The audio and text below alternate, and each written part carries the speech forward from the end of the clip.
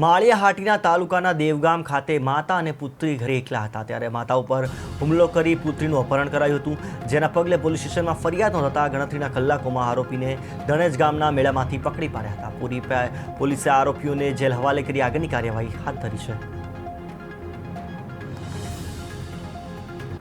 આ પ્રેમ સંબંધ બાબતે જે સગીર વયની દીકરીની માતાને જાણ થતાં તેઓએ સગીર વયની દીકરીને સમજણ આપેલ તેમજ માતા પિતાએ કાઉન્સેલિંગ કરતા દીકરીએ આ જે આરોપી છે તેને મળવાની ના પાડી દીધેલી અને પોતાને પ્રેમ સંબંધ રાખવાથી ઇનકાર કરી દીધેલી. આમ છતાં પણ આ આરોપીએ સવારના સમયે જ્યારે આ દીકરી અને તેની માતા ઘરે એકલા હતા ત્યારે તેમના ઘરે જઈ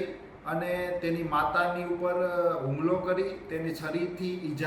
ચાકુથી ઈજા કરી તેમજ આ દીકરીને ધમકાવી જાનથી મારી નાખવાની ધમકી આપી પોતાની સાથે બાઇક ઉપર લઈ અપહરણ કરી અને ચાલ્યો. આ